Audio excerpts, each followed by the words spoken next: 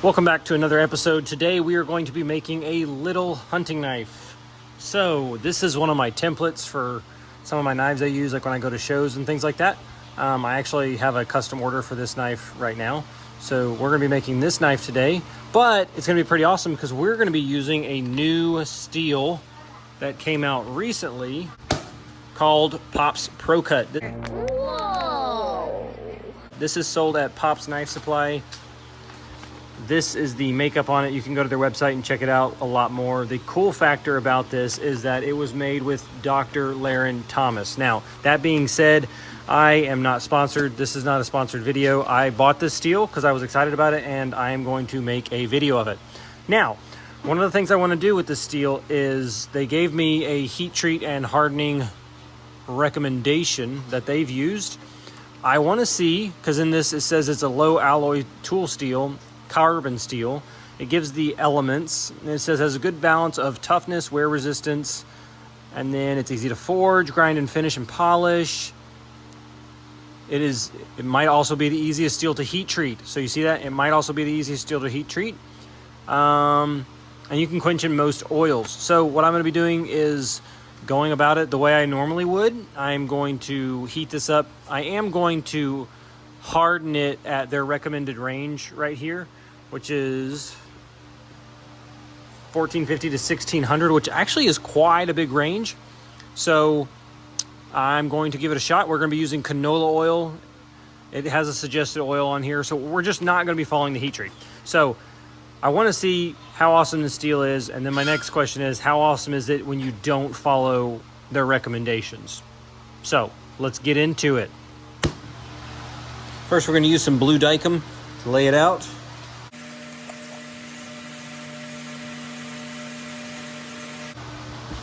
All right, so I'm guessing that my blue Dykem is old or a fail because it did not dry, and it is green Dykem for whatever reason. So I'm going to do the next best thing. I'm going to flip it over. I'm going to go with the good old Sharpie.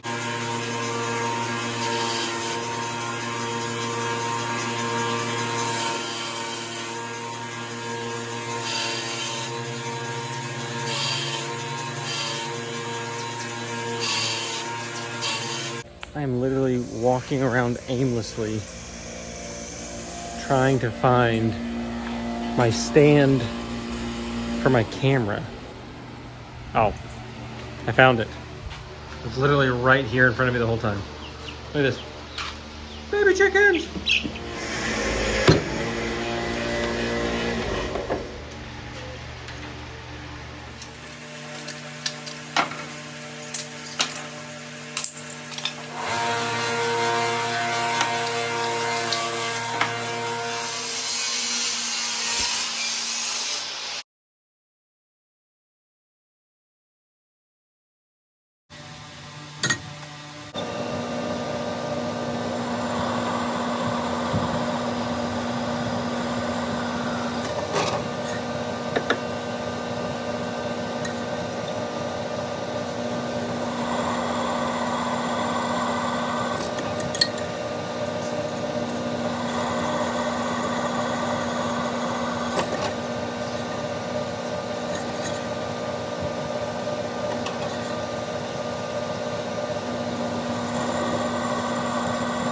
All right, so first impressions on working the steel. I used an angle grinder to cut it, which makes it really, really hot.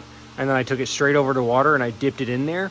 And even after I did that a couple of times, I was still able to successfully drill my holes pretty smoothly.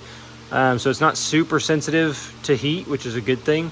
It didn't pick up any bending when I was pushing on it with the drill press or with the angle grinder through vibrations. So that's a good thing. The next thing we're gonna do is profile this out on our 2x72 grinder. But first, I'm going to go eat some dinner. Bye, have a great time.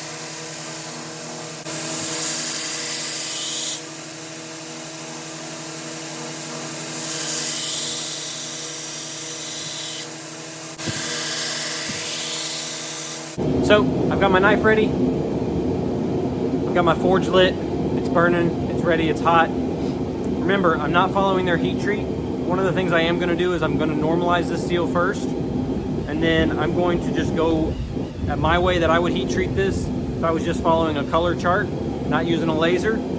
So one of the things they said is it also might be the easiest steel to heat treat. I don't know if you remember that from the beginning of the video.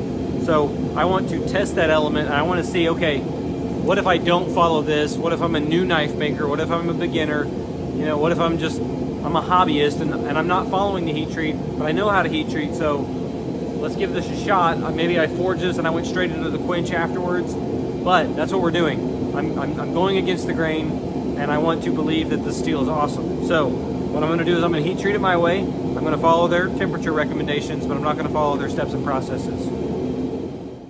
Well, it went exactly how I thought it was gonna go. Great. So it came out of the quench really straight. I heated it up to 1600 via a color chart, and then I have a handheld laser that I like to check just to double check myself. Some of you may be asking, why did this guy do it this way? I watched his other videos and he's saying make sure that you use heat treat recipes, yada yada yada.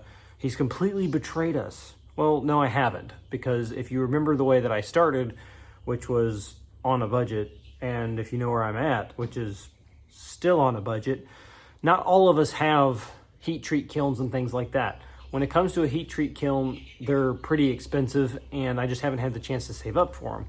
And frankly, if I'm going to spend $2,000, $2,600 on something, I'm probably going to upgrade one of my grinders next and not purchase a even heat oven. I would love to get an even heat oven because it just makes your processes that much better, that much cleaner, and that much tighter. And so yes, eventually I will have one. But for right now, maybe you're on a budget, maybe you're a new knife maker, and maybe you just went out and purchased a forge, an anvil, a bunch of tongs, a bunch of hammers, and a grinder. You're already 1,200 bucks in, and you're like, I'm not about to spend another $2,000. That being said, I do recommend having an even heat for heat treatment, you know, so for whatever that's worth. Okay, so we have the file, the bastard file, and there's no bite. Got a good skate. Sounds like a musical instrument. I love it. So we're gonna heat treat it, and then I'm gonna finish out this knife. This is actually a customer's knife. I know the customer, and I would love for them to be able to have this knife and test it out. This is the first knife that I've made in ProCut, and I think it looks awesome. We did some cool design right there on the spine.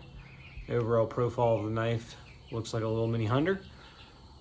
So let's heat treat it, and I'm gonna go to bed because it's getting dark outside and I'm tired and I have work in the morning. If you haven't already, please subscribe to the channel, leave a like and also a comment. If you're not a part of my Patreon list, I would encourage you to head over there and become a part of my Patreon. I got a lot of different tiers, a lot of different things to offer, but there's a lot of cool stuff that I just don't offer on YouTube channel that I do offer on the Patreon. And I've actually got something coming up. So there's a link in the description. Head over there, check it out. Consider signing up. I really appreciate it. A lot of the funds just go straight to helping the shop and helping purchase new equipment and things like that. Appreciate it. All right, so there you have it. It is out of the heat treat. Looks good. Heat treat went well. So now what we're gonna do is clean this up, and then we're gonna put a handle on it. Let's get after it.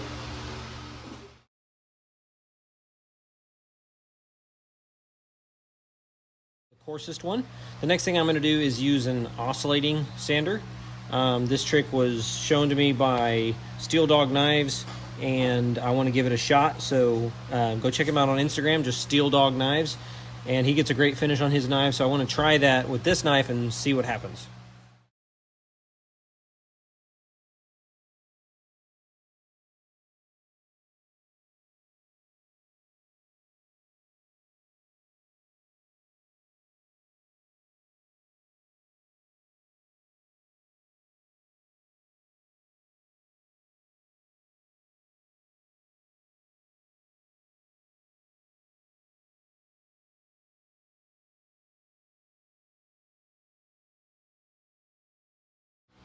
I mean, yeah, that's a pretty finish.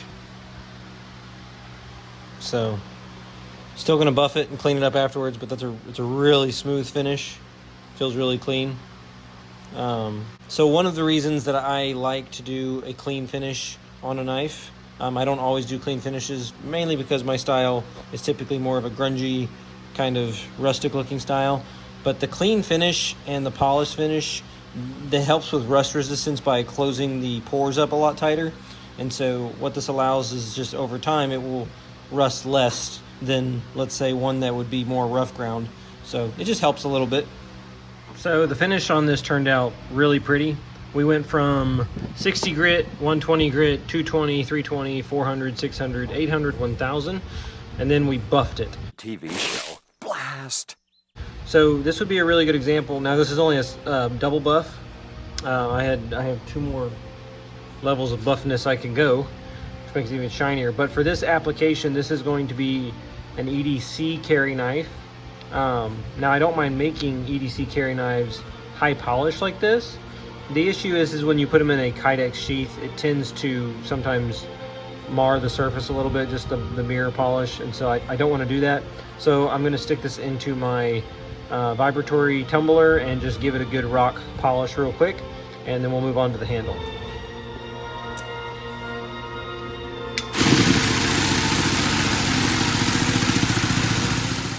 So here you have it, the finish. It's really cool looking, actually. Just kind of gave it it's polished, but just gave it kind of a marbly glare with it too. I love it, it's cool. Okay, so moving on to the handle, we've got our piece of wood cut out. This is some Dymalux, it's layered wood. I believe this color is called coffee. It might just be called redwood, I'm not exactly sure. This is from Maker Material Supply. It's good stuff. I like it. One of the things you need to do careful when you're using this is don't try to bend it when you're gluing on the material. And I like to use a really thick piece because it just adheres better and works better. Also, don't, when you're using the clamps, really clamp too hard on it, because during the gluing process it could break. So I've had a couple pieces of this kind of go bad. It's not the manufacturer's issue. I really truly think it was me, so I think I was just getting a little too rough with it. I had a subscriber on a previous video, I believe it was the how to make your first buoy video, and it's a buoy out of a horse rasp, and he asked, he always sees people put the handle together, but then he doesn't see how they finish the pins and things like that. So I'm going to break down this process and try to explain it the best I can. So let's dive into it. So first things first, you need to lay out your knife onto the material and then cut out the handle material. Let's start with that. So one of the things I did was I used a Sharpie to lay it out and not my scribe, mainly because for this being more of a beginner type build, you're going to want to have some bigger lines to work with and not so much little tight lines. As you get better and you make more knives, you can work with tighter lines. Be my guest. If you want to just go ahead and jump into it and use tighter lines, you can. Okay, so now that we've actually drawn our outline, we're going to walk over to the drill, make sure that our drill press is fit with a bit that's going to accept this, which is 1/8 pin stock. And I'm going to just pilot these holes so that I can take it off of here and finish the scribing on it.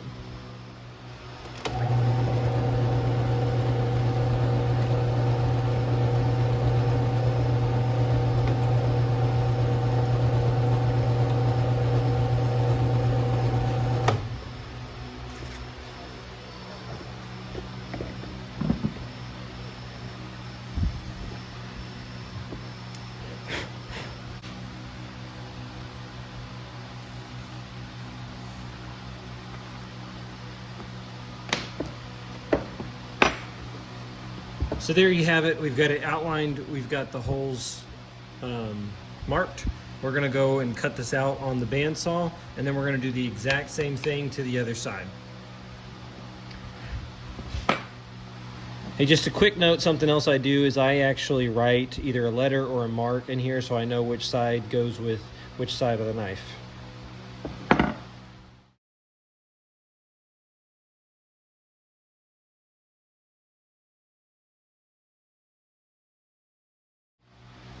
So here you have it, both sides are done. The next thing that I do is I go to the drill press and I just kind of put this in the drill bit into this, and then I just move this around the drill bit on both sides, and that's just to ensure that this pin will fit through, because these are usually really tight, like when I drill these are exactly, and so these pins don't like to go in. So you just want to make sure that these pins fit really smoothly.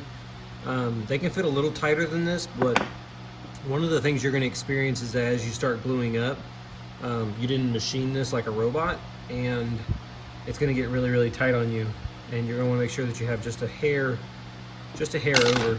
So the next thing I'm going to do after I've checked all that is I'm actually going to go grind this and clean this up. I'm going to cut these pins down to the appropriate length and amount. I'm going to bevel all the ends of the pins. Then I'm going to put the pins through here, lock this together, and go and sand and clean up the fronts.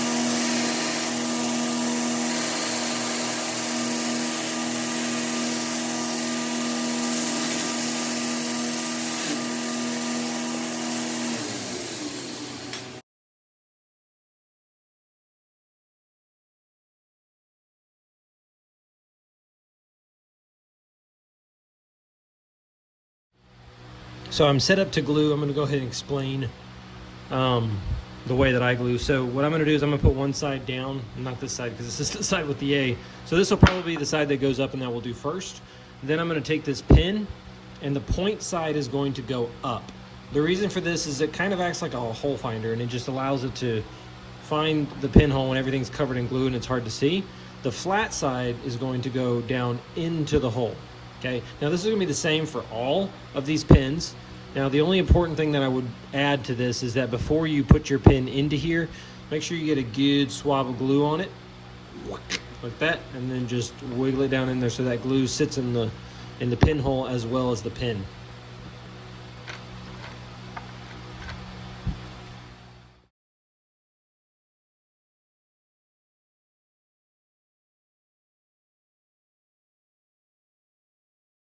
All right, so now we're gonna let this dry. I know it seems pretty obvious, but what you're gonna wanna do is actually pay attention to this. Don't just let it dry and walk away. I mean, you can, but what you're gonna be doing next is gonna be even harder. And that is right here in this little seam where the glue came onto this knife right here. I'm gonna let that dry just enough so that I can prick it with my finger and it will literally just peel out of there. And then I will have a very clean glue joint next to the blade portion of my knife. On this knife back here, you'll see that I actually taped it off. The reason that I did that with this knife is this is a angular guard for one. It's a little bit harder to clean. This is another finished surface. This one is stainless. And so what I want to do is I didn't want to wrap this in a sticky tape. You can, some people like to wrap a paper towel, but for this knife being this kind of finish, I actually want to see this joint. And so I'm actually just going to turn the camera off and just sit here until this actually dries out and I can just peel this out. So, and then the next thing we'll do is we'll talk about what to do with the pins.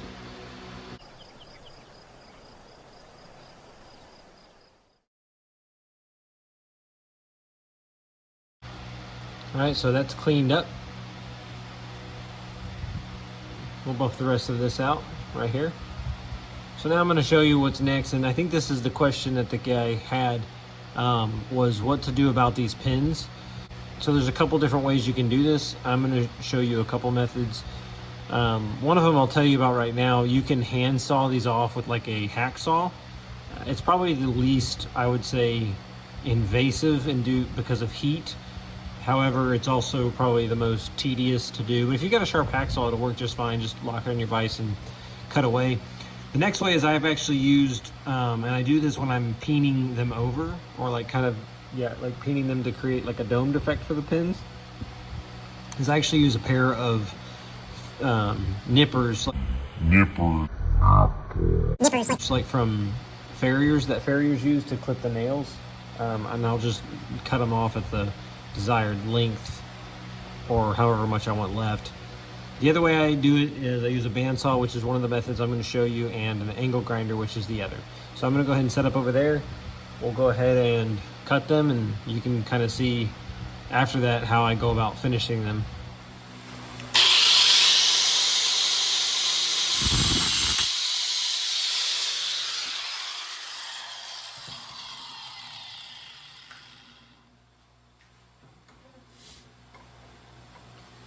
So, see, it makes a really clean cut. It heated it up a tad, not too super crazy. It's not really my desired method of cutting pins. I used to use it a lot in the past, but I prefer to use the bandsaw.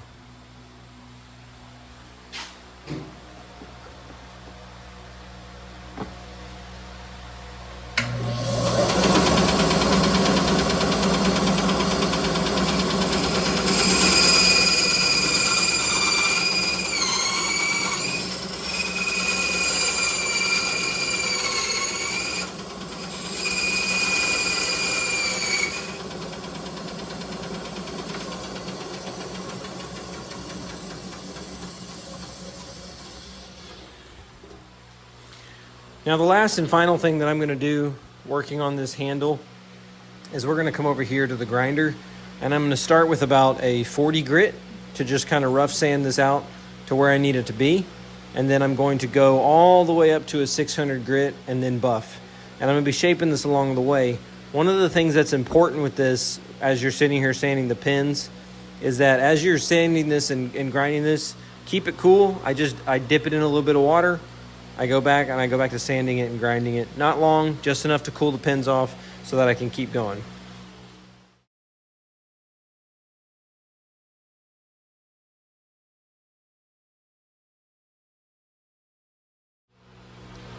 So there you have it, guys. Buffed out, finished, cleaned up, and sharpened. This knife turned out really beautiful. I really like how the stone washing did on the mirror polish. I'm gonna call it like a, I don't know, glass stone finish. I don't know, something. The handle's at Dymalux. It really pops. Looks really beautiful. We've got double jimping on it, front and back. Looks really cool. This is really sharp, not just in looks, but in actual sharpness. This is the Pops ProCut that they just came out with.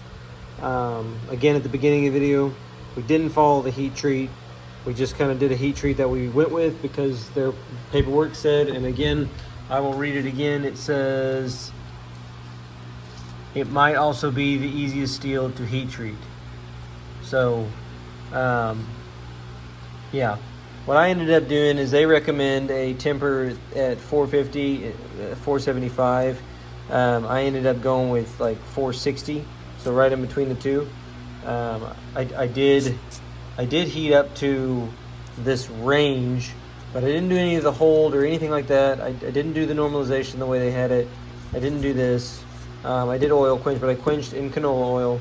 So I really do believe that, yeah, this is just great steel.